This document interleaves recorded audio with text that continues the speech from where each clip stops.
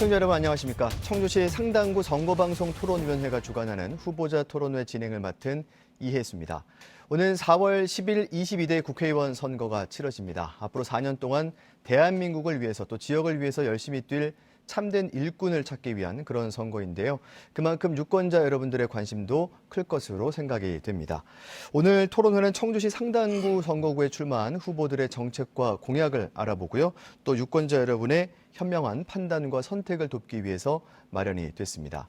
본격적인 토론에 앞서서 토론회 진행 방법을 먼저 설명해 드리겠습니다. 오늘 토론은 후보자들의 시작 발언 이후에 제1주제에 대한 사회자 공통 질문과 답변, 후보자 주도권 토론, 이어서 공약 발표와 검증이 이어집니다. 그리고 이 주제에 대한 사회자 공통 질문과 답변 끝으로 마무리 발언 순으로 진행하겠습니다.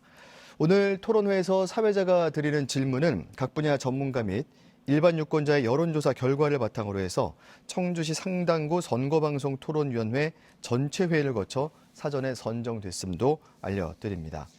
더불어서 오늘 토론회에서 발언 시간은 엄격하게 통제가 됩니다. 후보들께서는 공정하고 원활한 토론 진행을 위해서 발언 시간을 반드시 지켜주시기 바라고요.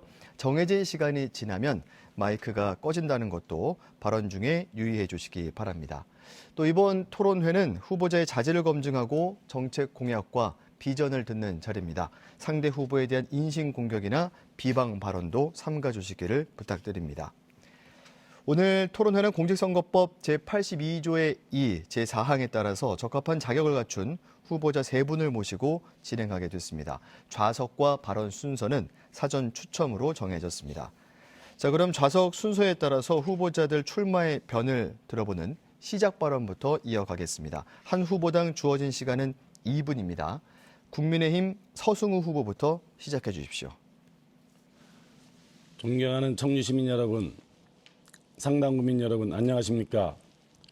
힘있고 능력 있는 여당 후보 서승우입니다. 먼저 양해 말씀드리겠습니다.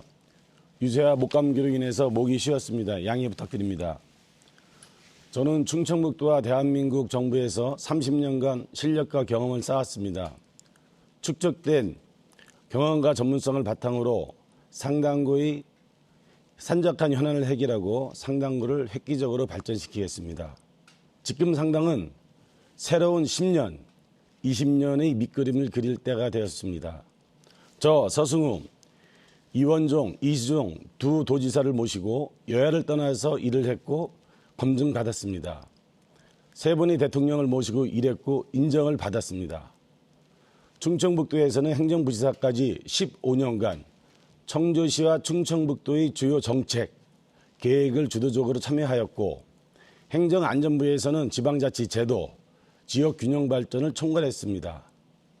또한 대통령실에서 세 분의 대통령을 모시며 국정 경험과 실력, 단단한 인적 기반을 마련하였습니다.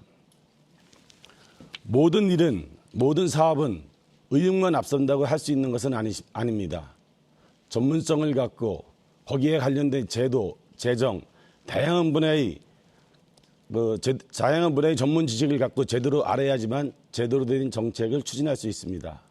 저는 일을 해본 사람이 일을 더 잘 할 수 있다고 생각을 합니다. 집권 여당의 힘으로 우선 상당구의 현안부터 해결하겠습니다.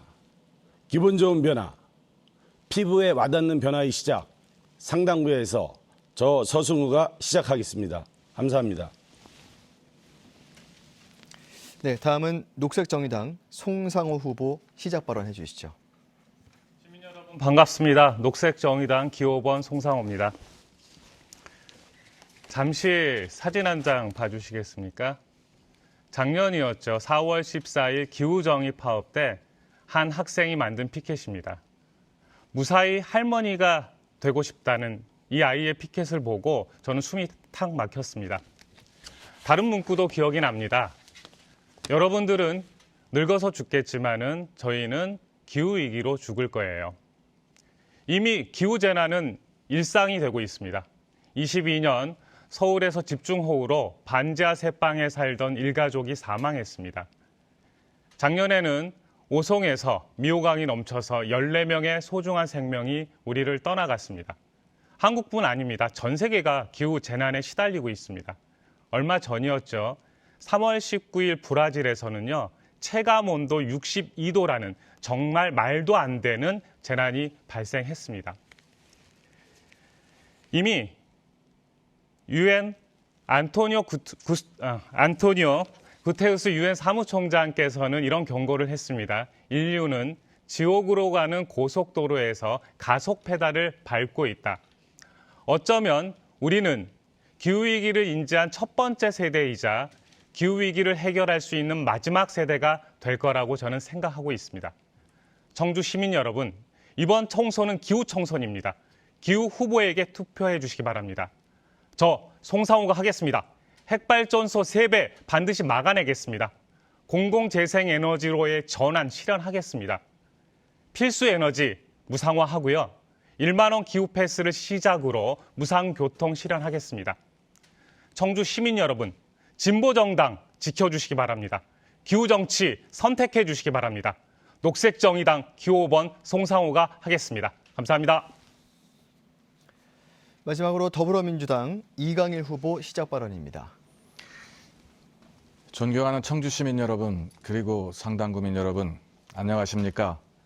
더불어민주당 청주 상당에서 여러분들의 선택을 기다리는 이강일입니다. 생거 진천 2월에서 태어나 청주에서 초등학교, 중학교, 고등학교, 대학교를 모두 졸업하고 육군의 현역으로 자원 입대해서 만기 병장 제대하였습니다.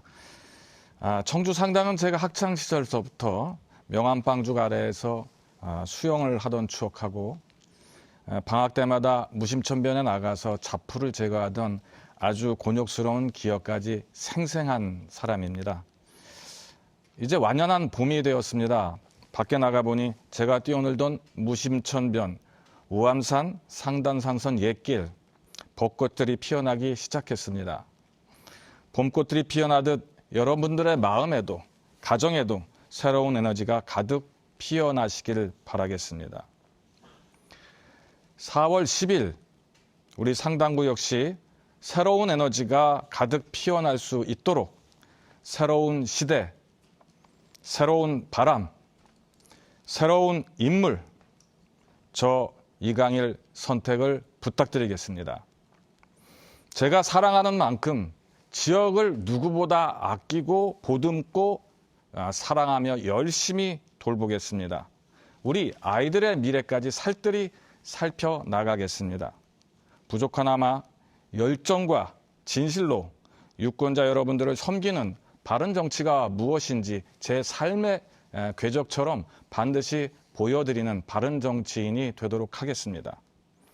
상당을 가장 사랑하는 그리고 사랑할 후보 이강일입니다. 끝까지 시청해 주시고 현명하게 가름해 주시길 부탁드립니다. 감사합니다. 네, 후보자 세 분의 시작 발언이었습니다. 이어서 첫 번째 공통 질문으로 이어가겠습니다. 사회자인 제가 드리는 공통 질문에 후보자들께서 생각을 밝혀주시면 됩니다. 15세부터 64세까지를 생산 가능 인구라고 합니다. 2월 청주시 인구 통계를 보면 상당구의 생산 가능 인구 비율이 69.5%입니다. 차이는 크지 않지만 청주 4개 구 중에 가장 낮은 것이 현실인데요. 청주의 중심지이자 정치 1번지를 넘어서 새롭게 위상을 정립해야 하지 않을까 이런 생각도 해봅니다. 후보자들께서 구성하는 상당구의 성장 동력과 또 미래 비전에 대한 의견을 밝혀주십시오. 후보자당 답변 시간은 1분 30초입니다. 먼저 녹색정의당 송상호 후보부터 시작하겠습니다. 네, 지금 시대는 이제 산업에 기반한 성장이 가능할지 이것을 한번은 의심해야 된다고 저는 생각하고 있습니다. 작년 한국의 경제 성장은 1.4%에 불과했습니다. 앞으로는 더 떨어질 건데요. 특히 인구 절벽이라고 하죠. 0.6명 출생률의 시대에서 이제는 우리가 성장보다는 다른 질문에 더 초점을 맞춰야 되지 않을까 이렇게 생각하고 있습니다. 이제는 새로운 질문을 던져야 됩니다. 어떻게 하면 상당구를 더 안전한 마을로 만들 수 있을지, 어떻게 하면 상당구를 서로 돌보면서 편안한 행복한 마을로 만들 수 있을지를 고민해야 됩니다. 저는 생태 시민사회와 전국민 돌봄 사회를 제안하고 있습니다. 이 과정에서 우리는 많은 일들을 새롭게 할 수 있는데요. 예를 들어서 옥상에 태양광을 설치하게 되면은 많은 인력들이 필요로 하게 됩니다. 순환버스를 도입하고요. 지선과 간선을 연결하고 마을버스와 콜밴버스를 도입하게 되면은 대중교통이 활성화되고 보다 많은 일자리들이 만들어질 겁니다. 농어촌, 이제 가치를 지켜야겠죠. 제가 이야기하고 있는 농어민 기본소득을 통해서 어촌을 안정화한다면은 보다 많은 사람들이 농촌으로, 어촌으로 몰릴 수밖에 없다고 저는 생각하고 있습니다. 이 시대의 화두는 돌봄이죠. 시군구마다 돌봄센터를 설치하고 의료와 주거. 네, 답변 시간이 모두 지났습니다. 이어서 더불어민주당 이강일 후보 답변해 주시기 바랍니다. 네. 생산 가능 인구를 15세에서 65세까지로 보는데요. 이렇게 이론적으로 접근하는 방식이 많은 함정이 있습니다. 물론 저희 상당구만 놓고 보면 65세 이상의 노령 인구 비율이 상당구가 가장 높은 것은 사실입니다. 그런데 이러한 통계에는 좀 웃지 못할 상당의 현실이 존재하고 대한민국의 농촌의 현실이 존재합니다. 일단 저희 상당구만 보더라도 5계면의 농업 종사자가 굉장히 고령화되어 있습니다. 이것이 농촌은 일반적인 공통된 단면인데요. 이분들을 생산 불가능 인구로 인식해야 되느냐? 그건 가능하지 않죠. 굉장히 곤란한 문제입니다. 물론 상당구가 5계면 이외의 원도심 중심으로도 고령층이 많이 있는 건 사실이지만 실제 생산에 종사하는 분들을 감안한다면 분명 저희 상당구가 생산 가능 인구가 꼴찌가 아니라는 확신을 저는 갖고 있습니다.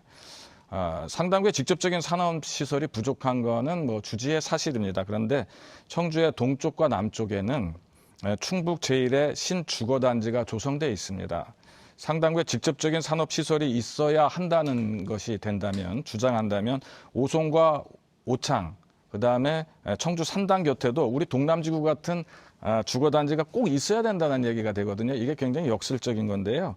양호한 주거단지 그 자체가 경쟁력입니다. 그 경쟁력을 살릴 수 있는 방법으로 저는 네, 시간이 다 됐고요. 마지막으로 국민의힘 서승우 후보 답변해 주시기 바랍니다.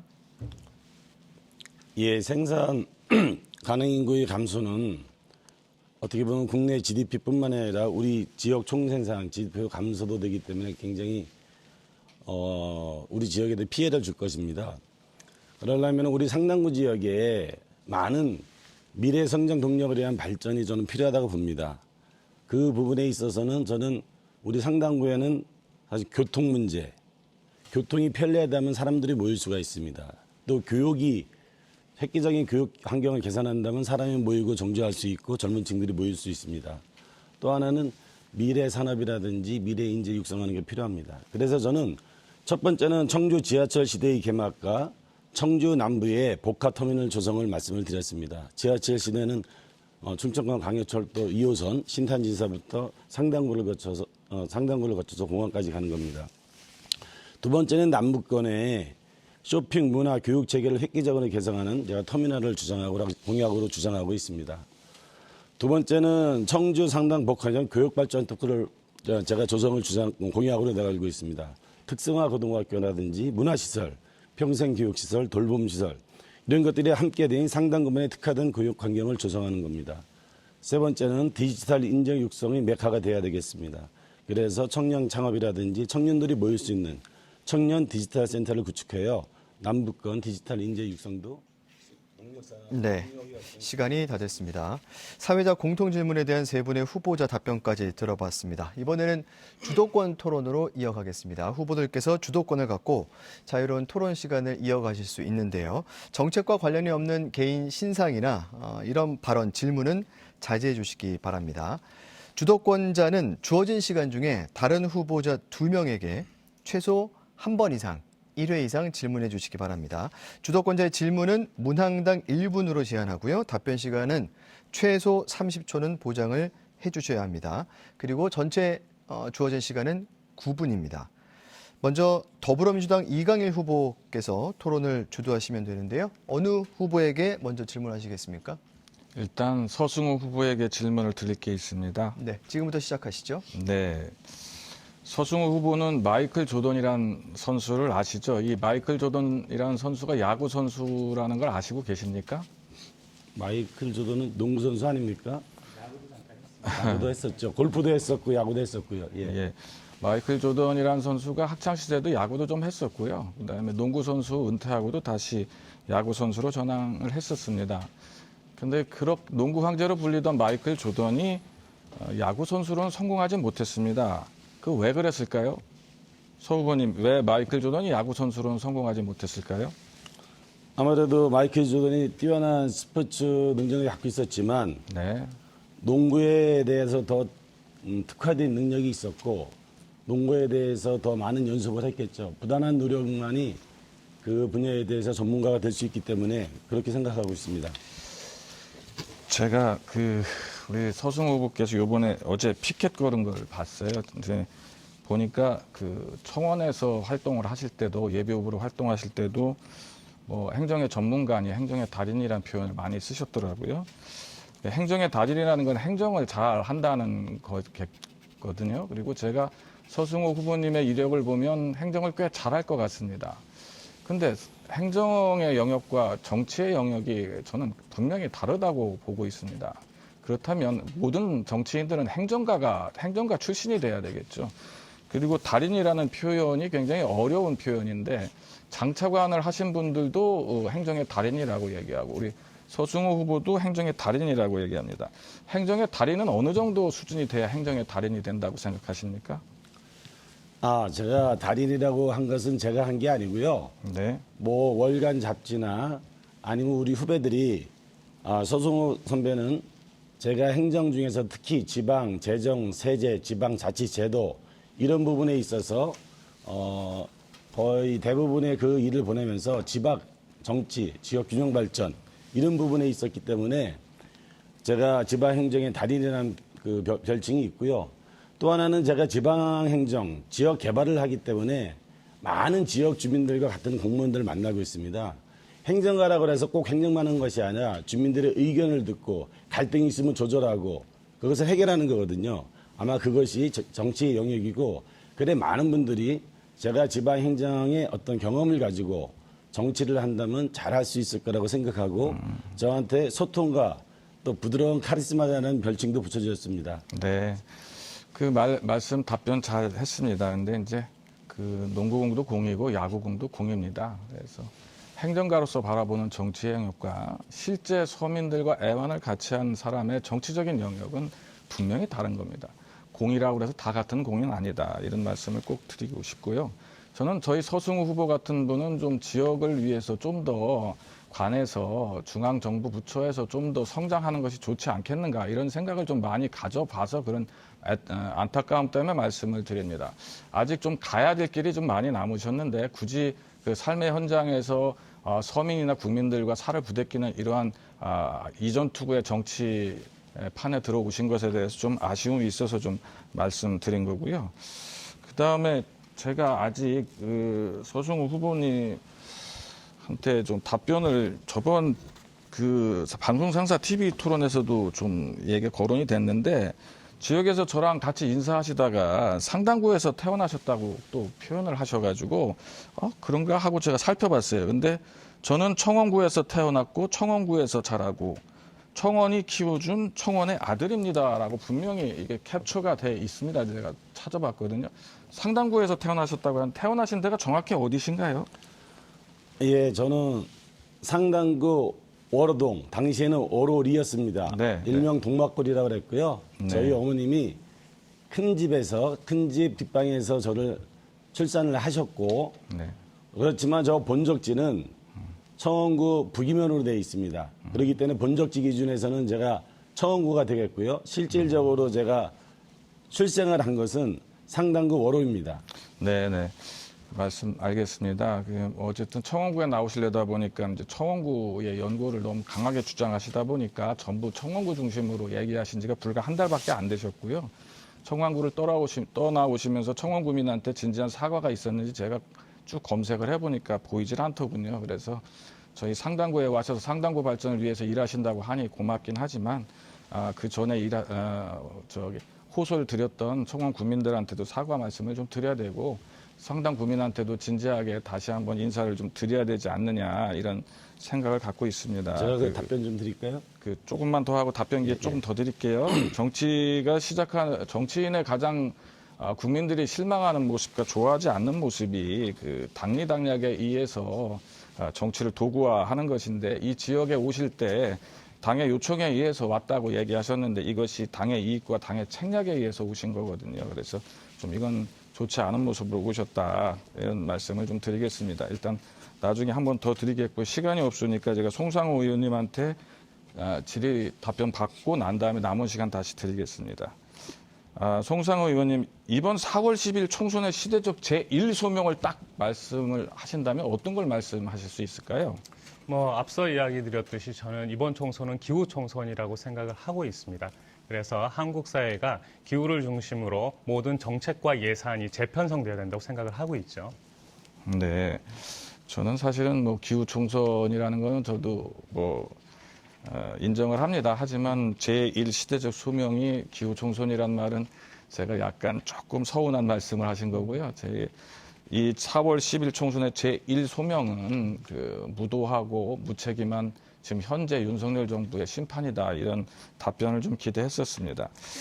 한 측면만 보신 것 같은데요. 네네. 윤석열 정부는 한마디로 정리하면 기후 악당 대통령이죠. 네. 따라서 기후 청선의 핵심은 바로 현재 검찰의 중심이 대통령이 되어서 한국을 후퇴시키고 있는 윤석열 정부를 끌어내리는 거라고 그것은 같이 생각하고 있습니다. 한 측면만 보시지 마시고 다양하게 보는 것이 필요할 거라고 생각하고 있습니다. 네, 알겠습니다. 이 대전제를 이뤄나가기 위해서 앞에 목전에 목표가 있기 때문에 그 목표가 저는 그 현 무능하고 무책임한 반서민적인 윤석열 정권의 심판이다 이렇게 생각하기 때문에 말씀드리고요. 이런 시대적 소명을 달성하기 위해서는 제 세력 간의 그 정책적인 연대 같은 것들이 필요합니다. 그런데 정책 연대 이상의 필요성이 만약에 대두된다면 응하실 의견이 있으신지 좀 여쭙고 싶습니다. 이것은 공개적으로 얘기를 좀 하시는 게 필요할 것 같고요. 네. 정책이라면 어떤 정책을 가지고 이야기할 건지를 나눠 주셔야 되겠습니다. 네, 민주당 지금까지 거대 정당으로서 많은 일들을 해온 건 사실이죠. 한편으로는 무능하다는 얘기 듣고 있습니다. 네, 죄송합니다. 정책을 이야기하면 뭐 합니까? 이 정책을 실현할 수 있는 힘을 가지고 있을 때 실현해야 되죠. 지금도 마찬가지입니다. 과반수 이상 의석을 목표로 하는 것뿐만 아니라 이 시대적 과제가 무엇이기 때문에 어떤 정책을 필지를 얘기하셔야 민주당스러운 게 아닐까 저는 이렇게 제안드려 봅니다. 네, 송 후보님, 제가 당 대표가 아니다 보니까 당을 대표해서 당을 대신해서 약속드릴 수는 없습니다. 하지만 이강일 후보의 가슴과 제 양심에 대한 부분에 대한 정책 연대 정도를 얘기하고 그것을 뛰어넘는 정도의 연대까지 구상을 한번 해보자 이런 제안 드린 거고요. 구체적인 제안은 추후에 다시 더 진행해 보도록 하겠습니다. 남은 시간이 한 45초 정도 남았는데요. 아까 못하신 말씀이 있다고 얘기하신 우리 서승우 후보님께 남은 시간을 제가 배정해 드리겠습니다. 예, 저에게 청원 국민들한테 사과를 갖고 상당 국민들한테 말씀을 드렸는지 저한테 물어보셨습니다. 저는 성원구에서 경선을 떨어지고 진인사 대천명이라는 글을 쓰고 경험을 수여하겠습니다라고 하고 바로 제 현수막과 사무실 후원회를 다 정리를 했습니다. 예비 후보자도 사퇴를 했습니다. 그러고 나서 매일매일 제가 청원구를 누비면서 다녔던 많은 분들, 지지자들에게 죄송하다는 말씀과 그걸 사과를 드렸습니다. 그러는 와중에 공천이 됐고요. 제가 공천이 되고 나서 제한된 시간 9분이 모두 지났습니다. 이강일 후보의 첫 번째 주도권 토론이었고요. 바로 이어서 국민의힘 서승우 후보의 주도권 토론 이어가겠습니다. 먼저 어떤 후보와 토론하시겠습니까? 네, 저도 이강일 후보에게 질문을 드리겠습니다. 지금부터 시작해 주시죠. 예, 이강일 후보에게 질문을 드리기 전에 상당 국민들을 제가 만나면서 저도 굉장히 상당부의 그 공천에 대해서 가슴이 아파서 항상 만날 때마다 그 부분에 대해서 말씀을 드리고 있다는 말씀을 드리겠습니다. 네. 제가 이강일 후보님께서는 제가 청원구에서 상당구로 공천 받은 거에 대해서 많은 의견을 제시하는데요. 또 어떤 분들은 상당구에 공천을 하지 말아야 된다는 어거지 주장을 하고 있습니다. 공당은 반드시 주민의 대표인 주민이 대변자인 그 후보자를 공천을 해야 됩니다. 저는 당이 어려운 상황에서 그 상황에서 가장 상당구를 이끌어갈 수 있는 후보자라서 저를 낸 걸로 알고 있습니다. 제가 이강일 후보께 질문을 드리겠습니다.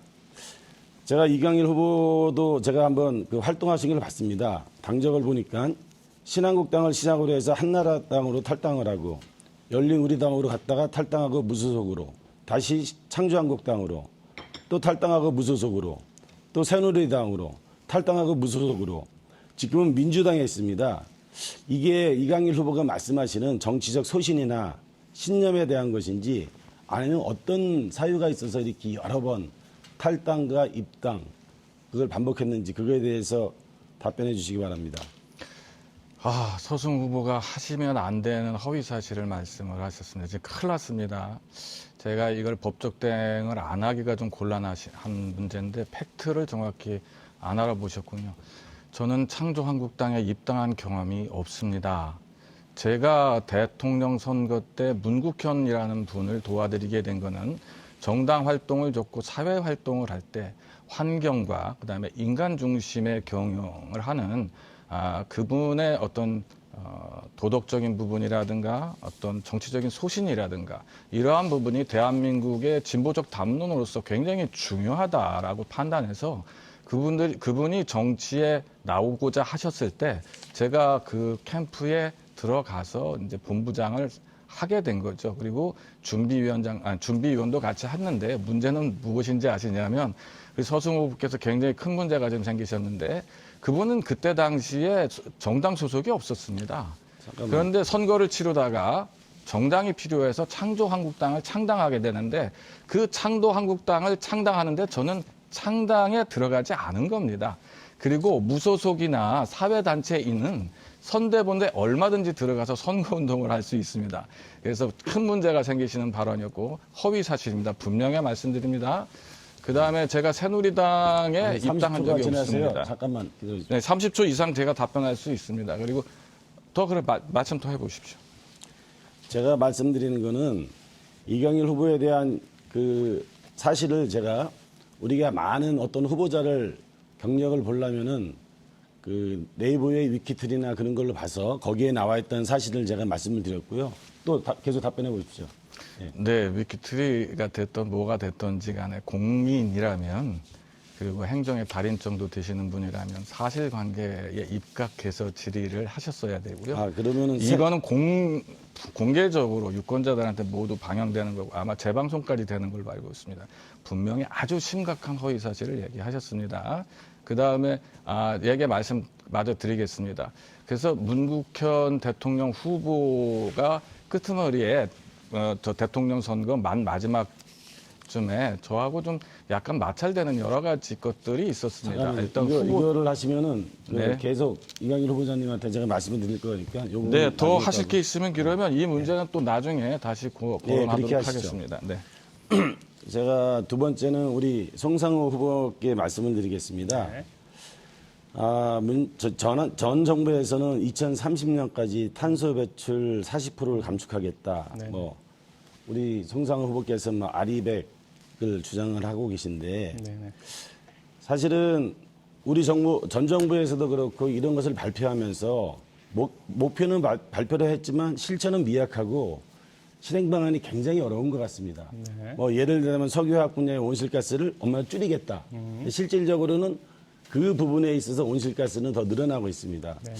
그래 환경 전문가 또 재생에너지 전문가인 우리 송상호 후보께서는 문재인 정부에서 추진하고 있는 탄소 배출 40% 감축한다는 거 이게 실행 가능한 건지 아니면 어떤 방법이 있는지 저에게 좀 알려주시기 바랍니다.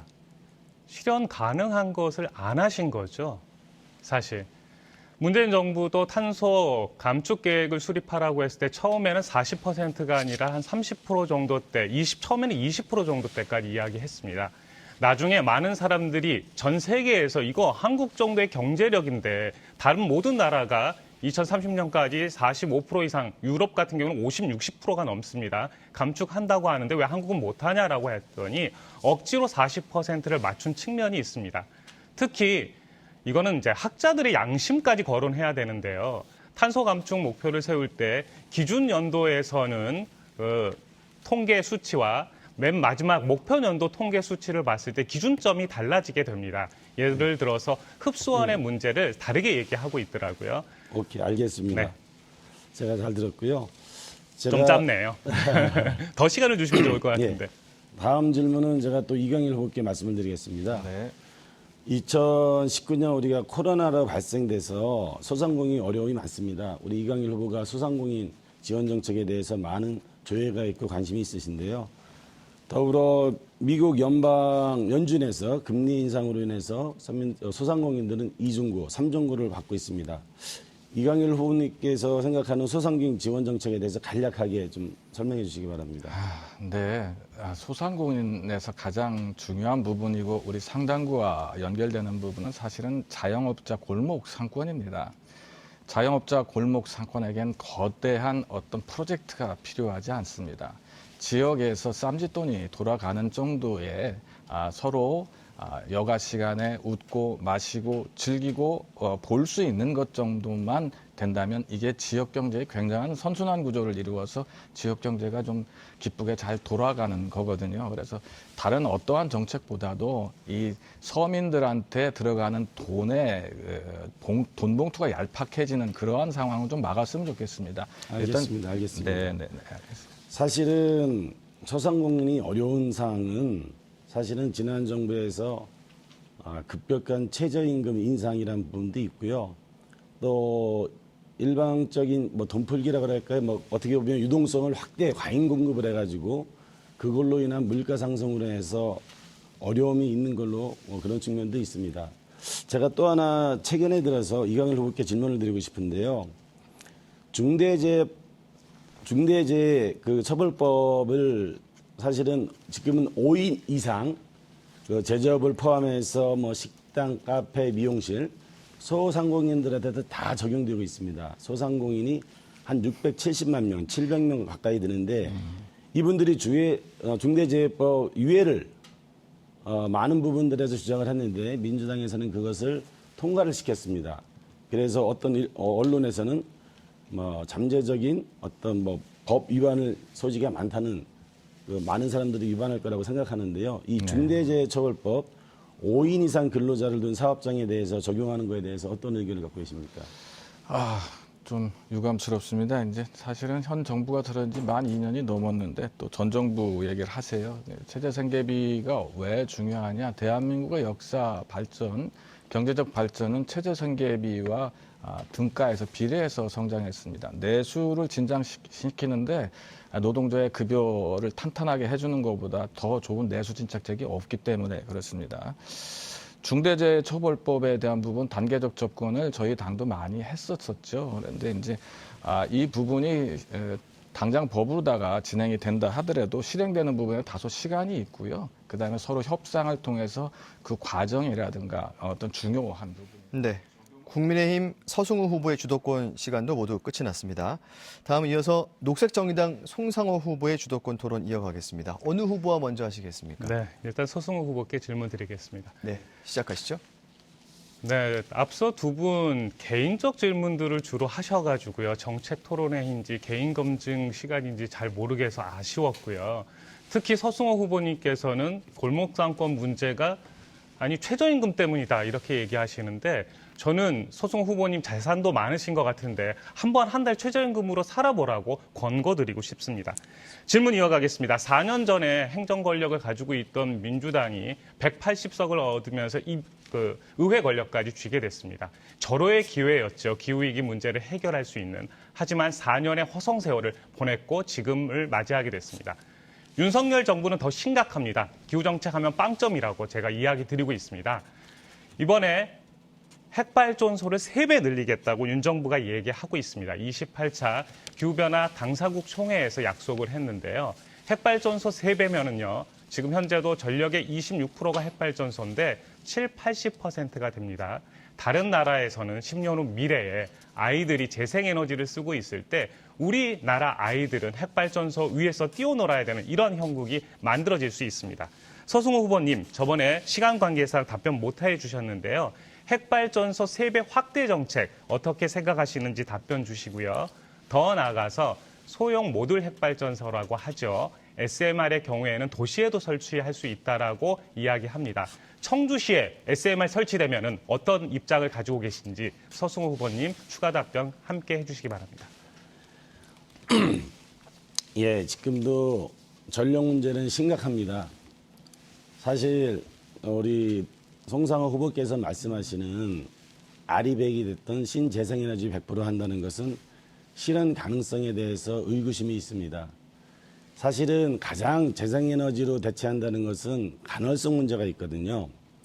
만약에 태양광으로 발전을 하려고 하는데 날씨가 안 좋아서 햇빛이 없다 그러면은 태양광 발전을 못 합니다. 그러면 전력 공급에 문제가 생기고 풍력 같은 경우도 그 조력 바람에 의해서 생산이 돼야지만 그런 문제가 있습니다. 간헐성이라고 합니다. 그렇기 때문에 이 간헐성 문제 때문에 그걸 대비하는 것을 원전이 하는 LNG를 쓰고 있는데 LNG는 탄소 배출에 있어서 원자력이나 다른 것에 많이 배출되는 걸로 알고 있습니다. 원자력 동의하신다는 건가요? 아니 들어보십시오. 네네. 저는 짧게 얘기해 주시기 바랍니다. 지금도 전력 한전이 서민들과 산업과 여러 가지로 해서 전기료를 안 올리고 있습니다. 그래서 40조가 적자가 되고 이런 상황에서 가장 효율적인 것은 안전성이 담보된다면은 원전도 대표적인 너무 시간을 많이 쓰셔가지고요. 있습니다. 여기까지 좀 듣도록 하겠고요. 좀 이따 시간 내주시면 다시 답변 기회 드리겠습니다. 결국 핵발전소 한다는 얘기입니다. 소형 SMR 청주에 들어온다고 해서 반대 못하실 것 같고요. 전 세계가 이미 재생에너지 사용하고 있고 다 전환하고 있습니다. 전 세계 발전소 100개 지어질 때 핵발전소 하나 지어지고 있습니다. 왜 한국에서만 꼭 핵발전소를 고집하시는지 모르겠고요. 안전 얘기하셨습니다. 핵발전소 안전할까요? 후쿠시마를 보시고도 안전하다고 주장하실지.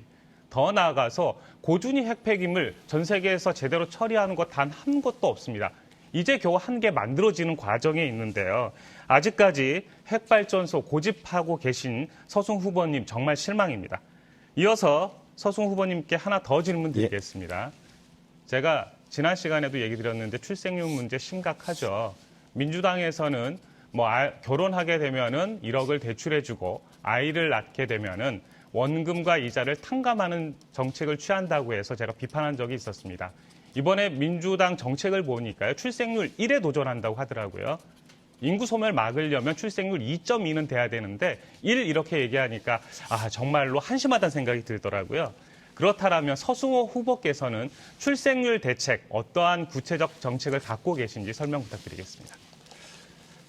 네, 우리 송상호 후보님이 주장하는 거 보시면은 어떤 지향점, 목표만 있지 그거에 대한 어떤 어려움이나 사실 현실적인 검토가 좀 부족한 것 같아서 좀 아쉬움이 있습니다. 당연히 민주당에서도 지금 0.6인데 출산율 합계 출산율 1을 한다는 것도 굉장히 어려운 일이거든요.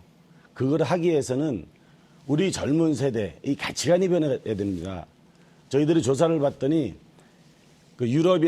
유럽에서는 아까 좀 전 주장하던 2.2가 되고 합계 출산율에 문제가 없는 데는 그 사람들 설문조사를 했습니다. 인생에서 추구하고 가장 중요한 게 뭔지 그 사람들은 가족이라고 그랬습니다. 그렇지만 우리 한국에서는 어떤 경제적 소득, 이익, 직업 문제 이런 걸 얘기하고 있거든요.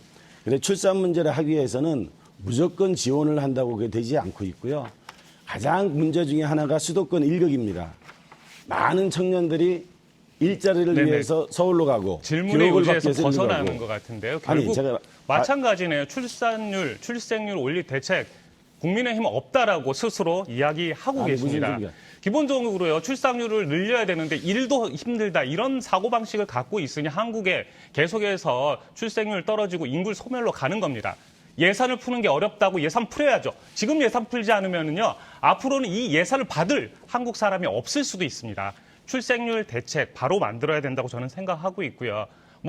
단순히 출산 휴가제 90일에서 120일로 늘리는 것뿐만 아니라 재정적 지원부터 노동시간 단축 같은 종합적 대책이 좀 필요하지 않을까 서승호 후보님께 다시 한번 이야기 드리고요. 이번에는 이강인 후보님께 드리겠습니다. 문재인 정부였죠. 의사정원 400명을 늘리겠다고 했다가 코로나 시기라서 좀 어려웠던 시절이 있었습니다. 이번에 윤석열 정부에서 의사 정원 1,000명을 늘리겠다고 이야기를 하고 있고 뭐 국민들에게 박수도 받았죠. 하지만 시간이 흘렀습니다. 현재는 많은 국민들이 윤석열 정부가 의사와 국민의 생명을 담보로 힘겨루기를 하고 있다고 얘기합니다.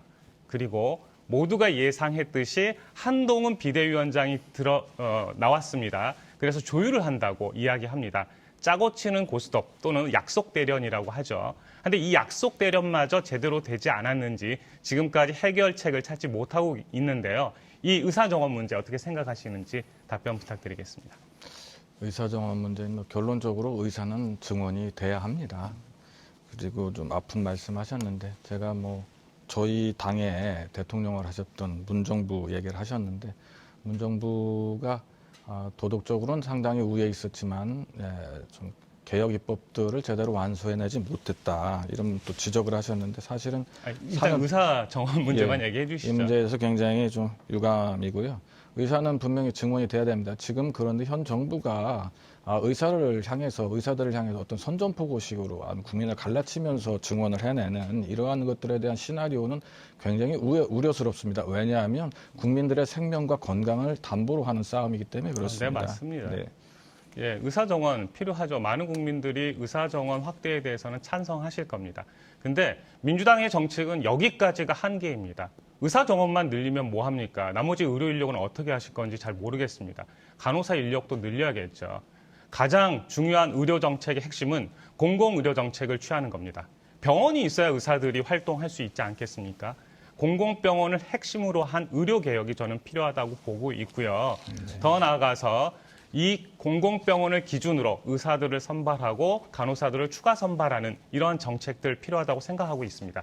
이 부분에 대해서 이강일 후보님 뭐 같이 정책적으로 함께 하실 생각이 있는지 한번 물어보겠습니다. 사실 동의하는 걸 자꾸 질문을 하셔서 제가 뭐라고 답변드려야 될지 모르겠습니다. 뭐 시기상의 어떤 문제 이런 것들이 조금 차이가 있을 수는 있겠지만 지금 간호법을 비롯하여 여러 가지 의사와 관련되는 부분 이외에도 국민 건강을 증진시킬 수 있는 많은 입법들이 필요하고 보강이 필요합니다. 전적으로 동의하고요.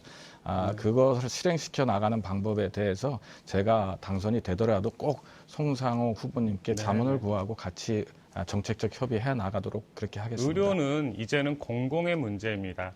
의료가 자꾸 사기업에 맡겨지는 이런 한국 사회 이제는 바꿔야 된다고 저는 생각하고 있습니다. 네, 세 분의 주도권 토론이 모두 끝이 났습니다. 이어서 공약 검증 시간으로 건너가겠습니다. 이번 선거에 나선 후보자 세 분께서 내건 공약을 후보자들끼리 상호 검증하는 그런 시간입니다. 공약 발표 후에 상대 후보자가 2번씩 질문하고 또 답변하는 형식으로 이어가겠습니다. 후보자별로 2분 동안 공약 발표를 할 수가 있고요. 이어지는 질문과 답변 시간, 질문은 30초, 답변 시간은 1분 30초입니다. 먼저 순서에 따라서 국민의힘 서승우 후보자의 공약 발표가 있겠습니다. 2분입니다. 시작하시죠.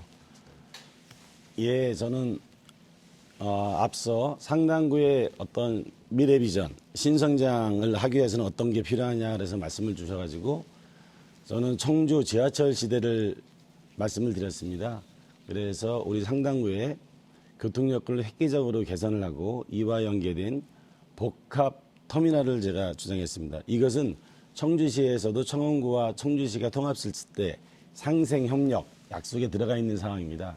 지금 우리 동남권의 인구가 사실은 방서지구, 동남지구, 분평까지 합치고 그러면 한 20몇만이 되고요. 서원구까지 합치면 40만의 인구가 있기 때문에 이런 신주거지역으로서 불편 해소하기 위해서는 지하철 시대와 복합 터미널이 필요하다고 봅니다. 또 하나는 우리 지역은 5개 면이 있습니다. 면단이 농촌 지역인데요. 이 농촌 지역에는 농촌 공간 재구조화 사업이 있습니다. 농촌 공간 재구조화 및 재정 지원에 관한 법률이 3월 29일에 발효되는데 여기는 농촌 특화 지구가 있습니다. 지역별로 해당되는 스마트팜 지구라든지 디지털 스마트팜, 원해 지구, 산촌 지구, 산업 지구 이런 거를 할 수 있기 때문에 제가 빨리 청주시와 협의를 해서 그 계획을 수립해서 우리 면 단위에서는 농촌 공간 재구조화해서 소득 증대나 그런 걸 하겠습니다. 또 하나는 우리 지역은 중앙동, 성안동, 금천동, 탑대성동 이런 부분은 원도심입니다. 도시 어떤 재건축이나 재개발이 필요합니다. 제가 용적률이나 건폐율도 상승시켜서 그 저기에 있는 주민들의 어떤 재산권 피해도 완화시키고요.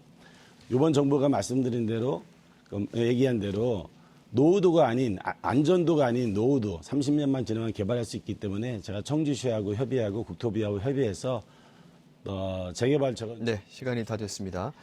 서승우 후보의 공약에 대해서 송상호 후보와 질문 답변 이어가겠습니다. 네, 서승우 후보께서는 지난 돈봉투 사건으로 낙마하신 정우택 후보의 지하철 2호선 공약을 오늘 들고 나오셨습니다. 한데 여기서 궁금한 게 있습니다. 서승우 후보님께서는 도대체 청주시에 왜 지하철을 유치하려고 하는지 좀 질문을 드리고 싶습니다.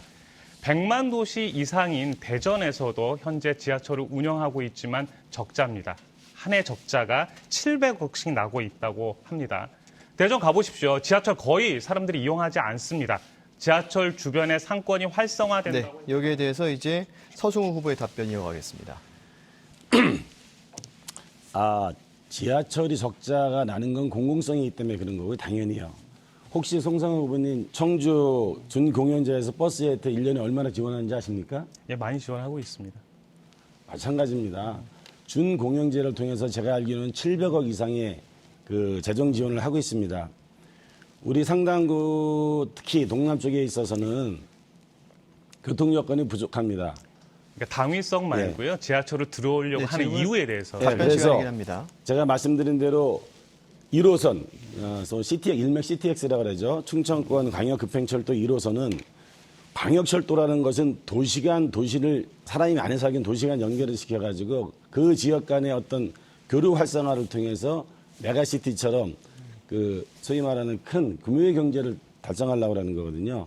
근데 1호선이 지금 세종을 통해 가지고 5성을 거쳐서 우리 도심을 타고 청주공항까지 갑니다. 그럼 가장 중요한 것은 청주와 세종, 대전을 연결시켜야 되거든요. 근데 단선이 아니라 만약에 2호선이 생긴다면 대전, 신탄진, 우리 상당구를 통해서 상당공원을 거쳐 청주를 간다면은 충청권에 있는 그 도시간 교류가 가능한 겁니다. 이 사업은 굉장히 중요합니다. 왜 그러냐면은 어차피 이걸 내년도 국가 철도 5개년 계획에 있어서 된다면은 국가가 지원을 하는 거거든요. 당연히 공공성이 담보된다면은 일부 적자는 감수할 수밖에 없고 그 부분에 있어서는 이용이 네, 답변 시간이 됐고요. 송상호 후보 보충 질문 하실 수 있습니다. 네, 여전히 이해가 잘 가지 않습니다. 오송역과 공항을 연결하는 거라면 지금 철도 이용하면 되거든요. 지금 역 하나 만드는데 1,000억 원씩 들어갑니다. 5개 만들면 5천억 들어가고요. 연간 적자가 700억씩 누적될 겁니다.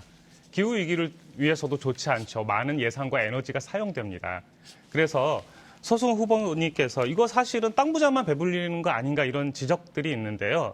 이 부분에 대해서 어떻게 생각하시는지. 이 돈이면은 버스 무상화할 수 있는 돈입니다. 그냥 주민들에게 버스 무상화하는 거. 네, 낫지 않습니까? 답변 이어가겠습니다. 제가 보니까 송상호 후보님은 좀 어거지성이 많은 것 같아요. 아유, 그렇게 얘기하시면 곤란하고요. 왜 그러냐면은 네. 보십시오. 뭐를 만들면 적자난다고 하다. 그럼 공공부문에서 아무것도 하면 안 됩니다. 공공성이 있는 것은 국민이 세금을 내고 그 재정을 갖고 예산을 수립한다는 것은 다 그 부분에 쓰기 위해서 그런 거거든요. 교통인프라 개선은 굉장히 중요한 사항이고 제가 말씀드린 대로 국가철도망 계획에 있어서 지금 수도권 같은 경우도 GTX라고 철도 같은 지하철 같은 경우는 사실은 특별시, 광역시를 제외하고는 경기도만 있습니다. 그렇지만 이번에 충청권 광역철도라는 게 우리 전 정부에서부터 계속 주장을 했고 윤석열 정부가 들어와서 확정을 시켜줬습니다. 그래서 민자 적용서 검토를 하고 있는데요. 이걸 통해서 우리 충청권에 있는 특히 충청북도, 청주, 세종, 대전에 있는 교통환경을 획기적으로 개선하는 겁니다. 이 사업을 국가에서 우리가 주장을 해서 계획에 반영되면 할 수 있고 그걸 통해서 우리 상당구의 남부에 있는 분들이 사실은 서울을 갈 수도 있고 지하철을 타고 대전을 갈 수도 있고 함께 할 수 있는데 그걸 왜 굳이 반대하는지 모르겠습니다. 단지 재정이 들어가는 것은 모든 사업에서 재정이 들어갑니다. 그건 우선순위와 판단의 문제인 것 같습니다. 네. 자, 이번에는 이어서 이강일 후보께서 서승우 후보 공약에 대해서 질문하시면 되겠습니다. 네. 우리 서승우 후보님 공약사항 중에서 이제 원도심 개발과 관련되는 부분이 사실 나와 있는 것이 이제 개발 일변도로 좀 보여요. 용적률을 확대하고 건폐율도 좀 조정해서 원도심을 이제 원활하게 개발할 수 있도록 이제 하겠다라는 건데, 용적률이나 건폐율을 조정해서 개발하는 방식은 일단 수도권에서 실패한 예가 굉장히 많거든요. 이 부분에도 좀 더 자세히 설명을 부탁드리겠습니다. 예. 사실은 원도심에서 개발을 하려면 원도심에 있어서는 개발을 하면서 그럼 당연히 건물이 올라가고 그다음에 그러면 주차장 부지가 필요하고 주택 조합을 만들어서 한다 그러면은 거기에 대한 많은 비용들이 들어가게 됩니다.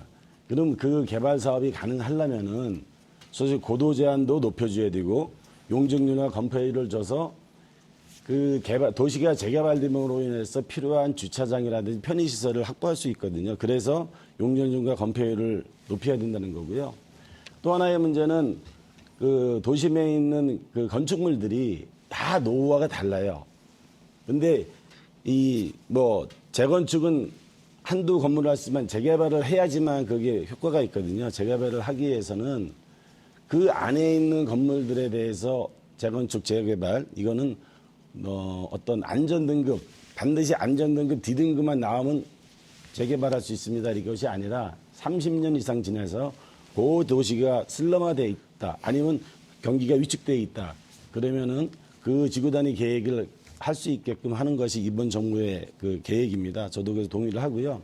또 저는 원도심에서 재건축, 재개발만 하고 있는 것이 주장하는 것이 아니라 우리 지역에 있는 성황거리라든지 성황길이라든지 그다음에 육거리 시장, 중앙리 시장 활성화하는 것도. 네, 이강일 후보께서 보충 요구하시죠.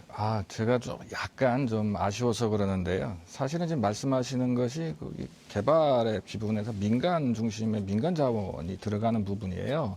용적률 높여가지고 이렇게 하고 하는 부분들이, 저는 천년고도 청주의 상징이 상당입니다. 이 상당성을 잃어버리면 청주도 없는 거거든요. 그래서 공적 자금의 투하가 굉장히 필요하고, 그런 가운데서 이것이 민간 자본이 어울러서 개발이 돼야 되는데 민간 자본에 너무 치장을 하는 것이 아니냐, 이런 우려가 있습니다. 한번 답변 부탁드릴까요? 아닙니다. 저도 공감을 합니다. 도시 재건축, 재개발하기 위해서는 여러 가지 방식이 있는데요. 조합 방식도 있고 공공 부분이 매입을 해서 LH를 통해서 개발하는 방식도 있습니다. 그것은 그 지역별로 그 시기에 맞아서 가장 타당하고 효과적인 방법이 뭔지를 선택하는 문제지, 그걸 반드시 공공 부분에서 재원을 투자해야 된다는 것. 만약에 그 지역에 대해서는 도시 재개발이란 재건축이 반드시 필요한데 민간 부분이 들어와서 할 수 있는 소위 말하는 수익성이라든지 사업 타당성이 부족하다면 당연히 이강일 후보님께서 말씀하신 대로 공적 개발이 필요하고요. 이 지역은 굳이 공공 부분이 안 들어가도 민간 부분에 있어서 개발이 필요하다면은 민간 부분 방식으로 추진하는 것도 맞을 것 같습니다. 서로 조합이 필요하다고 생각하고 있습니다. 발언이 마무리되셨을까요? 더 질의해도 됩니까? 시간? 아닙니다. 네. 질문 시간은 끝났습니다. 네. 답변 마무리되셨나요? 예, 맞습니다. 자, 그러면 이번에는 녹색정의당 송상우 후보자의 공약 발표로 이어가겠습니다. 동일하게 시간은 2분입니다. 네, 저는 서승우 후보와 달리 무상교통을 실현하는 단계적 계획을 추진하려고 하고 있습니다. 앞서 서승우 후보께서는 지하철을 도입하신다고 했는데요. 대전의 경우만 봐도 수석률이 19%밖에 되지 않습니다. 청주와 차이가 없거든요. 지하철이 들어온다고 한다면은 공공교통 체계를 어떻게 만들어낼 것인가 장기적 계획하에 들어와야 합니다. 지하철 들여오다가 결국 예산만 낭비하고 에너지만 낭비하고 산업시대의 사고방식으로 현재를 재단하는 이런 사태는 없었으면 합니다. 저는 이번 토론회에서 생태시민사회와 전국민 돌봄사회를 제안하고 있습니다. 먼저 앞서 이야기 드렸듯이 지금 당장 생태시민사회로 전환해야 됩니다. 그러기 위해서는 공공재생에너지를 2030년까지 50%로 확보해야 하고요. 2050년까지는 100%를 확보하도록 하겠습니다. 이 과정에서 노동자, 농어민, 지역민들이 소외되지 않도록 공공일자리 중심의 사회적 정의로운 전환 실현하도록 하겠습니다. 또 지금 필수 에너지라고 하죠. 냉난방비가 많이 들어가는 기후위기 시대입니다. 그런데 에너지 가격은 더 오르고 있지 않습니까? 난방비 폭탄 뭐 이런 얘기 많이 들어보셨을 텐데요. 일정한 구간까지는 에너지를 무상화하는 정책 만들도록 하겠습니다. 더 나아가서 필수 에너지 재원을 확보하기 위해서 필수 에너지 이상 사용하는 에너지에 대해서는 구간별로 누진을 강화해서 재원으로 삼겠습니다. 또 하나 기본소득을 얘기하고 있습니다. 이재명 대표도 얘기했던 대표 공약 중 하나였는데 지금은 뭐 찔끔찔끔 얘기하다 보니 기본소득의 이미지만 나빠지고 있습니다. 과감한 추진이 필요하고요. 전 세계에 그 노인 빈곤율이 가장 높다고 하죠. 65세 이상 어르신들께 그리고 30세 이하 청소년 청년들에게 월 50만 원 기본소득 준비하도록 하겠습니다. 네, 송상훈 후보 공약을 두고 이강일 후보부터 질문 이어가겠습니다. 네, 좋은 정책인 것 같습니다. 상당히 미래지향적인 거라서 지금하고 좀 다른데 그 에너지 기본권 보장에 대한 부분입니다. 그 전기나 도시가스 등 이제 필수 에너지를 무상 제공하겠다. 뭐 꼭 해야 될 것도 같고 그런데요. 이제 문제는 어느 정도가 필수냐 이런 부분이거든요. 어느 정도를 필수라고 보는 것인지, 그다음 예산이 재정 규모가 얼마나 필요하고 그 예산을 어떻게 마련하시려고 하는지에 대한 부분에 대한 질의를 좀 드리겠습니다. 일단 필수 에너지 무상화를 하기 위해서 일단 필수 에너지를 무상화하기 위해서는 어느 구간까지가 필수 에너지인지 사회적 합의가 필요합니다. 이것은 충분한 논의를 거쳐야 된다고 생각을 하고 있고요. 다만 지금도 에너지 바우처를 통해서 저소득층에게는 그 에너지를 무상으로 할 수 있도록 제공하고 있습니다. 이것을 전 국민으로 확대하자는 이야기이고요. 재원은 앞서 이야기 드렸듯이 누진 구간을 단계적으로 설정해서 그쪽에서 만들어지는 재원을 필수 에너지에 충분히 사용할 수 있을 거라 저는 이렇게 보고 있습니다. 네, 발언 마무리되셨나요? 네네. 아이고, 답변을 조금만 더 해주세요. 저기 에너지 바우처를 그러면 전 국민에게 실행됐을 때는 그 이제 재정 규모가 상당할 거거든요. 왜냐하면 국가를 경영한다는 거는 사실 한정된 예산 내에서 이 예산을 어떻게 효율적으로 배분하고 우선순위를 정해 나가느냐 이거 아니겠습니까? 그런데 에너지뿐만이 아니라 굉장히 많은 부분의 예산이 필요한데 저도 이걸 동의는 하지만 과연 어떻게 실행해 나갈까에 대한 부분에서 예산에서 딱 막히거든요. 그래서 실질적으로 재정 규모를 어느 정도까지 추상을 해서 이 예산을 어떻게 확보해 나갈 건지에 대한 네, 여기에 대해서 답변 다시 한번 네. 주시죠. 가장 중요한 것은 조세 정의를 실현하는 거죠. 결국은 조세를 통해서 재원을 어떻게 마련할지 질문하시고 있는 것 같습니다. 국가 재정을 운영하려면은 조세를 어떻게 효율적으로 사용하느냐가 중요하죠. 작년에 한 해 우리 윤석열 정부께서 양도소득세를 14조 원 추가 감면했습니다. 법인세는 무려 20조 정도 감면했고요. 종부세는 4.5조 정도 감면했습니다. 모든 재정이 고갈되는 상황이죠. 이 재정만 효율적으로 관리한다고 하면은 충분히 그 에너지 무상화 실현할 수 있을 거라 저는 생각하고 있고요. 그 외에 뭐 기본소득 관련돼서도 여러 가지 정책들을 실현할 수가 있습니다. 이 부분은 이후 질문이 오면 대답을 좀 드리도록 하겠습니다. 네, 자, 시간이 남았는데 답변이 마무리되신 거죠? 네네. 예, 알겠습니다. 다시 한번 안내를 드리면 본인에게 할당된 시간을 준수해 주시는 것은 당연한 원칙이고요. 그 시간을 다 활용하지 않으시더라도 뭐 추후에 다시 활용하실 수는 없습니다. 다시 네. 한번 말씀드리겠습니다. 송상훈 후보의 공약을 두고 이번에는 서승우 후보와 질문 답변으로 검증 이어가겠습니다. 시작해 주시죠. 예, 송상우 후보께서는 여러 가지 재정 투입에 대해서는 걱정을 안 하시고 일단 이상적인 정책에 대해서 말씀을 많이 주시는데 제가 좀 전에 토론하는 걸 듣다 보니까 무상으로 기본소득을 월 50만 원씩 지급한다 그랬습니다. 그러면 전 국민에게 월 50만 원 지급하면 재정이 얼마 정도가 될까요? 수요가 될까요? 일단은 전 국민 지금 주장을 하고 있지는 않고요. 30세 이하와 65세 이상을 얘기하고 있습니다. 지금도 사실은 현금으로 국민들에게 지급하고 있는 게 있습니다. 소득세 감면 또는 연말정산이라고 하죠. 여러분들 연말정산 한 해 받으시면 얼마나 받으십니까? 한 몇십만 원 이렇게 받으실 겁니다. 예, 알겠습니다. 네. 그런데 이 연말정산의 총 액수가 46조 원입니다. 그리고 법인세 감면액이 30조 원입니다. 합치면 76조가 되거든요.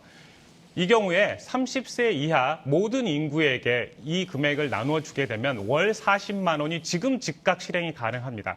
여기에 앞서 얘기했던 소득세 증가 이런 계획까지 수립하게 되면은 20조만 더 확보하면 65세 이상의 어르신들에게도 지금 당장 40만 원씩 지급이 가능합니다. 앞으로 소득과 경제 규모가 증가하겠죠. 그렇게 되면은 소득세와 법인세가 증가합니다. 이 재원이라면은 지금이라도 40만 원으로 출발해서 단계적으로 50만 원 실현하는 거 어렵지 않다고 생각하고 있습니다. 제가 지금 네, 질문 시간 30초 더 있습니다. 보충 질문. 예. 아니, 제가 말씀을 안 드리려고 그랬는데요. 어쨌든 50만 원 하면은 한 25조가 투입될 거고요. 자꾸만, 한 70조 지금은 이상이 질문 투입됩니다. 시간입니다. 예. 제가 말씀드리고 싶은 거는, 우리 송상호 후보께서는 재원 조달 방안에 있어서 자꾸만 양도소득세, 종부세, 뭐 이런 세금 감면했다는데, 종부세는 사실은 공시가격 현실화, 이거를 인해서 네, 시간이 더 됐습니다. 질문이 마무리되진 않았습니다만 여기에 네네. 대해서 답변 주시죠. 예, 네네. 답변 주시죠. 어떻게 재원 조달 네.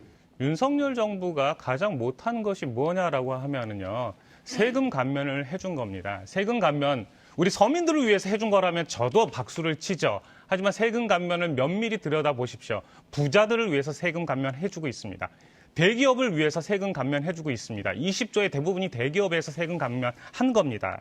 종부세 이런저런 얘기하시는데요. 종합부동산세 전 정부보다 무려 4.5조 절반 이상 줄었습니다. 이 재원을 어떻게 복지로 사용할까 생각하는 것이 아니라 이 재원 세금 감면하면 경제가 활성화될 거라는 황당한 이야기만 계속 주장하고 계신 겁니다. 이제 조세 정의를 실현해야 됩니다. 어떻게 국가가 세금들을 걷어서 더 많은 사람들에게 골고루 부를 재분배할 건가, 이런 정책을 국가가 취해야 되는 게 아닐까요? 세금 감면 생각해 보십시오. 지금 소득세 연말정산과 관련돼서 앞서 이야기 드렸듯이 우리는 몇십만 원밖에 받지 않습니다. 하지만 상위 10%가 이 부분에 30% 이상의 혜택을 받고 있습니다. 이제는 바꿔야죠. 우리 한국 정도의 경제 규모라면 이제 조세 정의를 통해서 부의 재분배 지금 당장 실현해야 합니다. 네, 알겠습니다. 후보자들의 공약을 들어보고요. 그것을 두고 다른 후보들 간의 질문과 답변으로 상호 검증하는 공약 검증 시간 이어가고 있습니다. 이제 마지막으로 순서에 따라서 더불어민주당 이강일 후보의 공약 발표가 있겠습니다. 방식은 동일하고요. 2분의 시간 드립니다. 대한민국이 큰 위기에 직면해 있습니다. 가계부채가 1,900조고요. 자영업자 대출이 1,000조 원을 넘겼습니다. 민생은 파탄났고 물가는 천정부지로 올랐습니다. 지난해 법인세, 양도세, 부가세, 이른바 부자 감세죠. 역사상 최대인 56조 원 적자 냈습니다. 근데 또다시 공시가격을 현실화하는 계획을 전면 폐지하겠다고 합니다. 이게 청주 사람은 거의 해당되는 게 없습니다. 이게 초부자 감세 추진하는 거거든요. 이렇게 무능하고 무책임한 윤석열 정권, 검찰을 앞세워서 나라를 너무 좌지우지하고 있습니다. 권력의 과도한 집중이 검찰 중심으로 일어나고 있는 겁니다. 윤석열 정부의 무능, 무책임, 그런 것으로부터 민생을 좀 지켜내고 검찰 독재로부터 민주주의 지키겠습니다. 그래서 첫째는 검찰 구조를 개선하는 것입니다. 수사와 기소를 좀 독점하고 있기 때문에 검찰의 과잉 권력을 없애기 위해서 검찰청을 이제 기소청 중심으로 좀 확실히 자리매김을 하고요. 검찰의 불필요한 특활비 줄여내겠습니다. 그리고 투명하게 공개하도록 하겠습니다. 법조 시스템도 좀 개선해야 될 것 같습니다. 시간 관계상 둘째는 우리 경제의 뿌리이자 민생 경제의 근간인 소상공인과 자영업자에 대한 지원을 강화해야 될 것 같습니다. 우리 청주의 대표 상권이던 성안길 빈점포들 늘어나고 있습니다. 공실률이 35% 정도 된다고 합니다. 세 번째 공약은 이제 상당구를 4개의 축으로 권역으로 나눠서 개발축을 조성해 나간다는 구상을 갖고 있습니다. 그래서 전통 도심 특구가 있는데요. 그 지역의 역사와 문화를 배우고 익히고 볼거리와 먹을거리가 있는 그런 것으로 좀 만들어야 되겠고요. 청주 시민이 가장 많이 찾는 산단산성이나 명암저수지, 어린이회관은 가족 단위, 그다음에 연인 단위의 여가 코스로 개발하는 것이 굉장히 좋겠습니다. 네, 더불어민주당 이강일 후보의 공약 발표가 있었고요. 여기에 대해서 먼저 서승우 후보부터 질문 답변 이어가겠습니다. 예, 이강일 후보께서 저 검찰 중심 기소 청하는 것에 대해서는 제가 조금 동의보다는 좀 더 질문을 드리겠고, 우선은 소상공인 정책에 대하면서 성안길 공신률이 30%가 되고 성안길이 활성화돼야 된다고 말씀하셨는데, 보다 구체적으로 그 방안에 대해서 말씀해 주시기 바랍니다. 또 왜 성안길이 지금 이렇게 공동화라든지 어떤 시민들이나 청년으로부터 외면되고 있는지, 그거에 대해서도 설명 좀 해주시기 바랍니다. 네, 성안길은 사실은 이렇게 생각을 하셔야 됩니다. 그 북문로, 남문로로 이어지는 모든 그 통로 쪽은 사실은 뭐 1000년의 역사를 갖고 있는 상업 중심지입니다. 조선시대도 역시 중심지였었고요. 우리 스라린 일제시대에도 상업의 중심지였습니다. 역시 저희 어린 시절에도 청주의 패션의 1번지는 역시 성안길이었었습니다. 근데 청주가 발전을 다핵화시켜 나가면서 이 핵마다 요소요소에 상업시설들을 갖다 놓고 상업시설이 특색이 없이 모두 다 주민 편의 같은 것들이 업종들이 많이 들어와 있습니다. 그래서 상업지역들이 지금 특색들이 없거든요. 그래서 이 상권들이 많이 나뉘었습니다. 그래서 그 소비할 수 있는 인구들은 늘어나지 않은 반면에 그 소비할 수 있는 곳은 상당히 다극화됐다. 그런 가운데서 이 성안길이 굉장히 많이 문제가 된다. 이런 생각이고요. 성안길을 특색 없이 발전시키는 것은 역시 죽는 길입니다. 성안길은 성안길 나름대로의 컨셉이 있는 거거든요. 이 컨셉을 살려야 합니다. 그거는 역사성과 전통성입니다. 그래서 역사성과 전통성이 없이 개발해 나가가지고는 좀 문제가 심각하기 때문에 성안길은 성안길 나름대로의 컨셉을 찾는 작업들이 좀 필요하다, 이렇게 말씀드리고 추가 질문 받겠습니다. 네, 서승우 후보께서 추가 질문하실 수 있습니다. 예, 저는 성안길이 왜, 저도 뭐 예전에는 본정통이라는 표현을 써갖고 고등학교 때 많이 갔었거든요. 그때는 많은 젊은이들이 와 있었습니다. 성안길이 사실은 왜 연남동이라든지 홍대거리라든지 아니면 백종원이 충남의 어떤 특정 지역에 있어서 백종원 팀이 들어가서 개발해서 활성화됐는데요. 그 성안길하고 그런 지역의 가장 큰 차이가 뭐라고 생각하십니까? 네, 답변 이어가겠습니다. 지금 아까 제가 답변한 거에도 비슷하게 나와 있습니다. 성안길은 그 백종원 씨가 개발하고 상가를 부흥시켰던 데하고는 근본적인 차이가 있습니다. 왜냐하면 역사성의 차이가 있는 거고요. 문화재의 차이가 있지요. 그런 부분에서는 뭐 비교할 수 없다, 이런 말씀을 드리고요. 그 소상공인 매출이 굉장히 일단 급격히 줄었습니다. 저는 단기 처방을 먼저 얘기를 하고 싶습니다. 일단 단기 처방이 들어가는 가운데 단기 처방을 하는 동안에 중단기 처방을 하는 가운데 장기적인 처방 대책을 서로 수기해야 되는데, 성안길은 상당히 권리관계가 복잡합니다. 이해관계가 하나가 아니기 때문에 이 이해관계자들을 모두 다 하나로 모아내고 책상 위에서 공론화시키고 그 공론을 하나로 다 압축해 나가는 과정이 가장 먼저 필요하고요. 일단은 여기는 주차시설이 굉장히 중요한 부분인데 주차시설이 굉장히 부족합니다. 그래서 그 지역의 있는 주차 공간을 공유해서 쓸 수 있는 부분에 대해서 뭐 우리 서승우 후보 공약에도 나와 있는데 AI를 이용한다든가 뭐 스마트 시스템을 이용한다든가 해서라도 이걸 좀 해결했으면 좋겠고요. 임대료 지원이나 대출이자 경감 되게 필요하고요. 지금 에너지 바우처 아까 우리 송상우 후보님께서 말씀하셨는데 여기는 에너지 바우처가 좀 더 세게 많은 대량으로 좀 확충해서 경영 부담을 대폭 경감하고 매출을 좀 빨리 회복시키는 데 도움을 좀 드려야 된다고 이렇게 생각하고 있습니다. 네, 자 다음은 송상우 후보께서 이강일 후보께 질문하는 순서입니다. 네. 검찰 개혁을 하신다고 이야기를 하고 있습니다. 뭐 기소청은 충분히 이해가 가는데요. 갑자기 판검사는 사법고시에서 뽑고 변호사는 로스쿨에서 양성한다고 이야기를 하고 있습니다. 보통의 인원수가 줄게 되면 권력이 오히려 강화되거든요. 그런데 판검사만 따로 사법고시를 뽑아 자기들만의 리그를 만든다.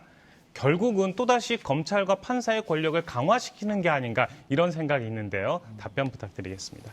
네, 그것도 뭐 지적이 전혀 틀린 말씀은 아닌 것 같습니다. 근데 이제 제가 반드시 그 사시와 뭐 로스쿨로 이렇게 양분해서 하겠다라고 결론적으로 말씀은 드리질 못했고요. 아직 그렇게 생각하지는 않습니다. 근데 이 문제가 굉장히 심도 깊게 다뤄져야 되는 문제인데요.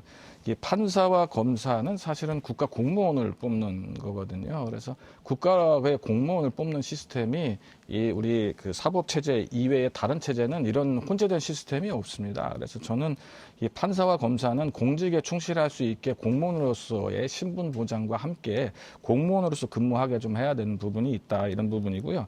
그래서 가장 중요한 건 판검사가 바로 옷을 벗고 변호사 개업을 해서 전관 예우를 받는 걸 일단 어떻게든지 소구해내지 않으면 이 문제가 크게 개선될 가능성이 없다라고 저는 결론적으로 말씀을 드리고 싶습니다. 그래서 특히 검사의 문화가 굉장히 폐쇄적이고 권위주의적이고 자기들만의 리그가 굉장히 견고합니다. 이것을 혁파해내지 않으면 검찰로 집중되어 있는 국가 권력을 분산시키기가 굉장히 어렵습니다. 여러분들 기억하실지 모르겠지만 노무현 대통령 대 평검사들하고의 어떤 TV 토론이 있었습니다. 그때 보셨지 않습니까?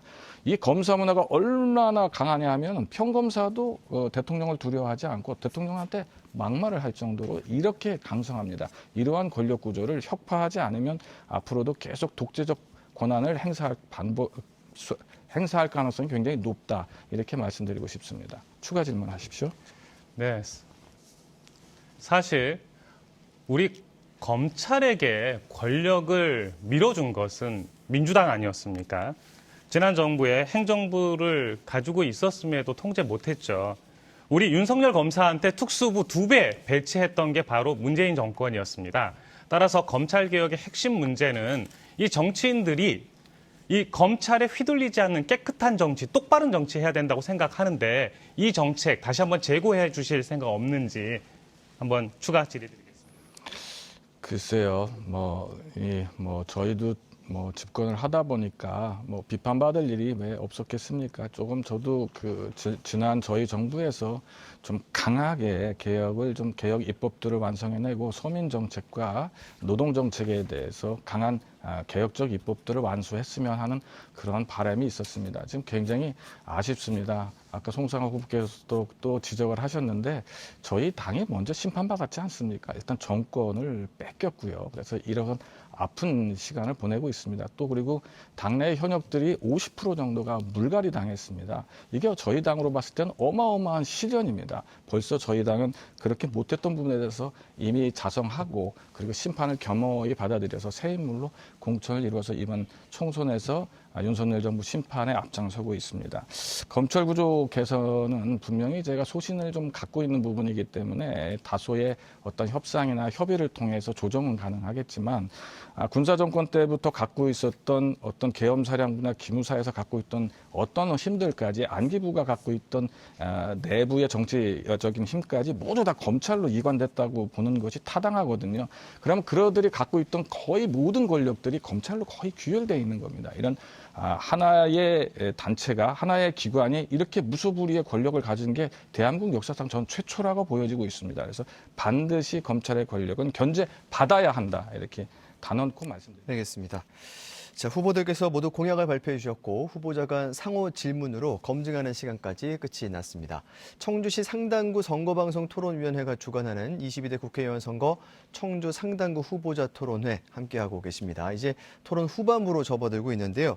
다시 한번 공통질문 순서로 이어가 보도록 하겠습니다. 자, 우리 주변에는 노인, 장애인, 청년, 그리고 농촌, 외국인 노동자, 도움이 필요한 이웃들이 참 많이 있습니다. 이들에게 무엇이 필요한지 알아보고 또 그걸 공감하고 돕는 것이 굉장히 중요한 일일 텐데요. 후보들께서는 시민들을 만나면서 어떤 복지 정책의 복지 분야에 어떤 정책이 필요하다 이런 걸 느끼셨는지 말씀해 주시면 되겠습니다. 후보자당 답변 시간은 1분 30초입니다. 순서에 따라서 녹색정의당 송상호 후보부터 답변 시작하겠습니다. 네, 윤석열 정부가 하도 복지 예산을 깎아서 어디서부터 시작해야 될지 잘 모르겠습니다. 사회복지는 크게 사회보험과 공적부조, 아까 현금 지원 얘기했었죠. 공적부조와 사회서비스로 구분됩니다. 일단 저는 국민연금과 장애인, 이주민에 대한 정책 얘기 드리고자 하고요. 국민연금 많은 분들이 얘기를 하고 있죠. 개혁해야 된다고 얘기하고 있습니다. 어떤 분들은 앞으로 국민연금을 더 내고 적게 받자고 이야기를 하고 있거든요. 근데 OECD에서 노인 빈곤율 1위 국가가 한국입니다. 여기에서 국민연금 더 깎으면 그냥 망하자는 얘기가 됩니다. 국민연금은요, 개인 기여금과 기업 기여금 그리고 국가 기여금으로 이루어져 있습니다. 지금까지는 내는 사람들이 더 많기 때문에 문제가 없었죠. 앞으로는 받는 사람들이 많아집니다. 그렇다면 국가 기여금을 지금 확보해야 되거든요. 이것을 나중에 받을 때 얘기한다면 미래 세대에게 책임을 전가하는 행위가 됩니다. 지금 당장 국민연금을 활성화해야 되고요. 그러기 위해서는 사회적 부를 재편하기 위해서 세금을 적절하게 활용해야 된다고 생각하고 있습니다. 장애인 소득 분야 잠깐 얘기 드리겠습니다. 아직도 많은 장애인들이요, 최저임금을 받지 못하고 일하고 있습니다. 이제 국가가 나서서 최저임금 확보해야겠고요. 더 나아가서 권리 중심 일자리, 이 부분도 국가가 신경 써야 된다고 생각하고 있습니다. 이어서 더불어민주당 이강일 후보 답변해 주시기 바랍니다. 네, 저는 좀 평생 서민과 사회적 약자를 위해 살아왔다고 좀 자부하고 있습니다. 제가 30대 초반에 그 서울시 의회에 있을 때도 복지나 교육, 청소년, 영유아 보육, 그다음에 공동체 삶과 노인, 장애인을 위한 일과 상임위 활동을 했습니다. 사회복지위원회, 대한교육센터, 보육정보센터의 운영위원으로 참석을 해서 같이 활동한 적도 있고요. 그 어르신과 장애인 일자리를 위해서 사회적 기업도 직접 설립해서 운영하기도 했었습니다. 이러한 경험 속에 제가 생각하는 복지는 누구에게나 이 복지는 필요하다는 겁니다. 그 가장 낮은 우리 사회 소외계층과 직접 몸을 맞대면서 문제를 찾아서 스스로 해결해 왔거든요. 그래서 저는 그 선별적 복지보다는 이제 보편적 복지 쪽에 중심을 두고 있습니다. 나라가 선진화됐습니다. 선별적 복지가 불필요한 것은 아니지만 이제는 보편적 복지 쪽으로 좀 옮겨가야 된다. 그래서 지역사회 통합 돌봄을 강화하겠다는 정책이 있습니다. 이것과 관련돼서 지역사회에서 개개인이 욕구에 맞는 사회 서비스를 누리고 이웃과 함께 어울려서 살아갈 수 있도록 주거, 보건의료, 요양 등의 지원이 통합적으로 확보되어야 한다는 것이 시대적인 흐름입니다. 짧은 시간이지만 어르신 건강 주치의제의 도입도 굉장히 필요하다고 보고 있고 서민들이 체감할 수 있는 복지 정책 계속 만들어 나가겠습니다. 마지막으로 국민의힘 서승우 후보 답변 순서입니다. 예, 저는 사회자께서 질문을 구체적으로 해주셨기 때문에 시민들을 만나면서 어떤 사람에게 어떤 복지가 필요하다고 느꼈습니까? 라고 질문을 주셨습니다. 물론 우리 사회의 그 사회적 약자라든지 어려운 이웃 도움이 많이 필요합니다. 제가 장애인 단체를 많이 만났습니다. 장애인 단체들 중에서는 특히 발달 장애를 가진 분들에 있어서 이 돌봄 문제를 많이 얘기를 하고 있습니다. 그래서 지금 24시간 돌봄 시범 사업 서비스를 확대하고요. 또 하나는 장애인의 선택권을 좀 보장해 줄 수 있다. 장애인이 필요한 기구 같은 것만 지원하고 있지만 장애인을 둔 가정에 장애인의 어떤 선택권을 보장하기 위해서 장애인 개인 예산제 시범 사업 기초 모델을 가지고 시범 사업을 통해서 확대 적용할 필요도 있고요. 좀 전에 노인 주치의 말씀도 하셨지만 장애인 주치의 제도도 정비를 하고 보조기기도 확대해야 된다고 생각을 하고 있습니다. 또 하나는 저는 노인 문제 5개 면에 다니면서 많은 어르신들을 만났을 때 노인에 대한 맞춤형 복지도 필요하다고 많이 느꼈습니다. 어떤 노인분들의 어떤 건강과 영아를 위한 인프라 확충도 필요하고요. 또 하나는 노후 세대의 안정적인 노후 소득을 위해서 국민연금 개혁과 함께 연금 개혁에 연계된 기초연금도 단계적으로 인사하고 노인형 일자리, 사회서비스형, 그다음에 시장형 노인 일자리도 필요하다고요. 필요하면 지난번에도 말씀드렸지만 AI 로봇 같은 것도 노인 돌봄으로 해서 확대 보급할 필요가 있다고. 네, 공통질문에 대한 세 후보의 답변을 모두 들었습니다. 마지막 세 번째 공통질문 바로 이어가도록 하겠습니다. 청주에는 직지와 같은 전통 있는 문화가 있지만 보다 다양한 프로그램과 콘텐츠가 필요하다는 시민들의 의견도 많이 있습니다. 이 문화도시로 발전하기 위해서 지금 청주에 필요한 것이 있다면 무엇이라고 생각하는지 후보들께서 견해를 밝혀주시기 바랍니다. 답변 시간은 1분이고요. 순서는 이강일 후보부터 시작하도록 하겠습니다. 네. 청주가 문화도시가 필요하다라고 얘기를 말씀하셨는데요. 사실은 청주는 역사 문화가 필요한 도시입니다. 일단은 아까도 말씀을 드렸습니다. 천년 고도입니다. 인구 100만을 바라보고 있고요. 근데 수도권과 매우 가깝습니다. 저희 국토의 중심부에 속해 있기 때문에 근접성은 상당히 양호한 도시입니다. 하지만 청주가 특색이 없다면 거쳐가는 도시일 수밖에 없습니다. 그냥 버스 타고 지나가다, 차 타고 지나가다 들리는 그런 도시가 되면 안 되지 않겠습니까? 문화도시라고 하고 역사 문화도시라고 한다면 갖고 있는 것을 소중히 해야 합니다. 갖고 있는 것을 소중하게 관리할 줄 모른다면 역사의 어떤 특징을 잃어버리는 거거든요. 그래서 저는 성황길에 대한 그 개발 논리를 너무 건물 위주로 보지 않으셨으면 좋겠다. 삶이 공동체가 유지되고 역사가 산 증인처럼 나타나는 녹여져 있는 그러한 도시가 되었으면 좋겠다는 생각을 갖게 됩니다. 다음은 서승우 후보입니다. 죄송합니다. 청주시 같은 경우는 2019년도에 법정 문화도시로 지정이 됐고요. 여러 가지 활동을 하면서 올해 아마 24개 대도시 중에서 1등을 차지한 걸로 알고 있습니다. 청주시는 대표적인 게 기록유산이 있고요. 또 문화재단지와 관련된 전통문화도 있고 또 즐길 수 있는 여가문화도 필요하다고 봅니다. 이런 문화라는 것은 관에서 주도해서 들 문제가 아니거든요. 사실은 시민이 참여하고 주민이 참여하는 주민 참여형 거버넌스 문화 체계가 필요하다고 봅니다. 주민의 의견을 많이 들어야 되는 거고요. 또 하나는 저는 문화라고 했을 때 꼭 역사적인 전통적인 문화보다도 시민 문화가 활성화돼야 되거든요. 시민이 즐길 수 있는 문화. 그래서 저는 연초 제치구청의 그 잔디광장에다가 야외 공연장 같은 경우를 제대로 찾아서 많은 문화를 즐기는 사람들이 공연도 하고 참여도 할 수 있고 시민들이 주도가 되는 문화 형성이 됐으면 좋겠습니다. 네. 다음은 송상호 후보 순서입니다. 네, 청주는 충청도의 대표 도시죠. 청주, 충주 이렇게 앞글자를 따서 충청도 이렇게 이야기하고 있습니다. 역사가 깊은 만큼 문화도 많이 쌓여 있는데 이것을 많은 사람들이 공유하는 것이 필요할 거라고 생각합니다. 지금 충청북도에서 각종 개발 정책 이런 얘기하고 있습니다.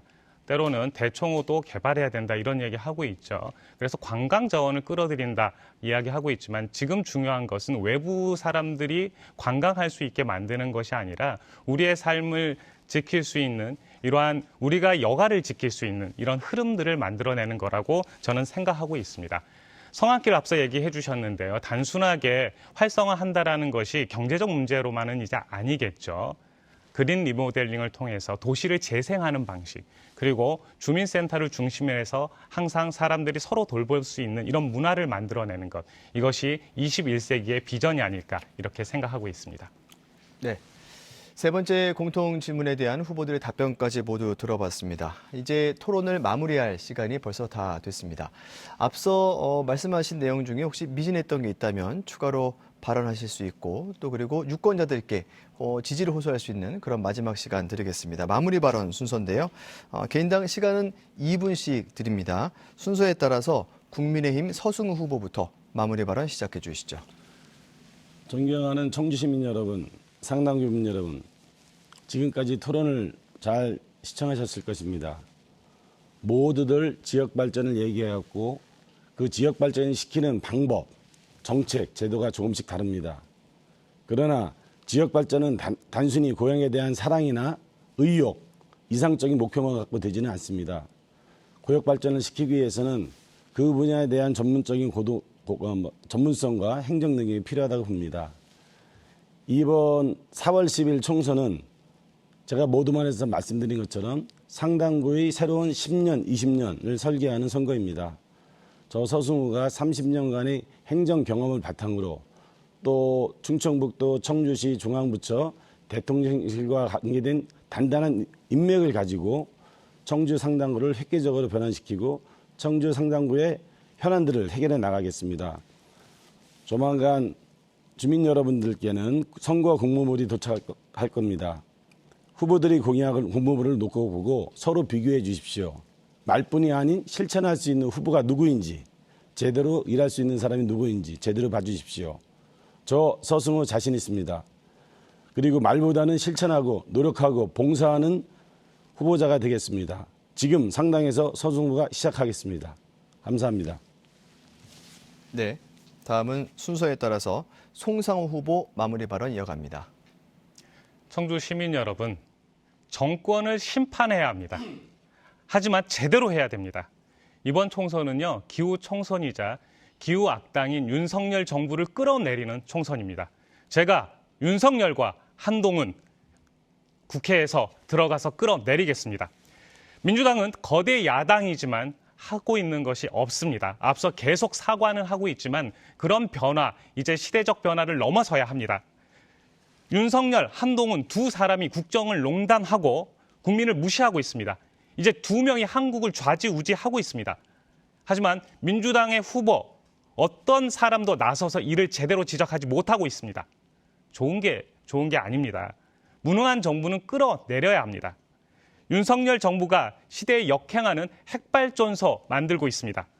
매번 부자들의 세금은 감면하고 서민들의 복지는 축소하고 있습니다. 마음에 들면 툭하면 압수수색입니다. 그러나 제 식구들의 잘못은 정말로 끔찍히 감싸 안고 있습니다. 이제 끌어내려야죠. 녹색정의당이 하겠습니다. 송상호가 하겠습니다. 녹색정의당 비록 작은 정당입니다. 송상호 정치 신인입니다. 하지만 정의로운 시민의 힘으로 속 확 트이는, 숨이 확 트이는 그런 정치 하도록 하겠습니다. 정책이면 정책, 전투력이면 전투력, 정부 여당과 맞서 싸우겠습니다. 청주 상당구 주민 여러분, 녹색정의당 기호 5번 송상호를 선택해 주시기 바랍니다. 송상호 기호 5번 열심히 하겠습니다. 끝까지 정부 끌어내리기 위해서 싸우겠습니다. 감사합니다. 마지막으로 마무리 발언 이강일 후보입니다. 감사합니다. 청주 시민 여러분, 그리고 상당 구민 여러분, 오늘 잘 시청하셨습니까? 오늘 저와 같이 토론회에 임해주신 우리 명쾌한 송상호 후보님과 서승우 후보님께도 감사의 말씀을 드리겠습니다. 주민 여러분, 유권자 여러분, 가족을 위해서 일하는 사람은 가족을 사랑해야 일을 잘 할 수 있습니다. 진정으로 일하는 것은 사랑입니다. 과연 누가 정말 상당구를 선택하며 상당구를 사랑해서 상당구 지역구를 선택한 후보입니까? 저 이강일은 상당구를 선택할 때 상당구를 사랑하기 때문에 선택했습니다. 저는 가식적이지 않게 일할 수 있습니다. 왜냐고요? 저희 가족처럼 상당구를 사랑하기 때문입니다. 이번 선거는 국가적으로나 우리 지역적으로나 굉장히 중요한 선거입니다. 대통령이 방문한 마트에서만 대파 가격이 875원인가요? 785원인가요? 제가 잘 기억이 나지 않습니다. 그 가격을 소비자가로 하려면 사실은 이게 생산이 되지 않고요. 이미 농가에서는 이 밭을 갈아엎을 것입니다. 그럼에도 대통령이 이 가격을 합리적인 가격이라 했습니다. 작년 벽가 폭락으로 농업소득 감소했습니다. 수매가도 현실화하지 못해서 우리 5개면을 포함한 농촌 쑥대밭 됐습니다. 굉장히 어렵습니다. 양곡관리법 개정해서 쌀값 보장하고 농가소득 안정화해야 합니다.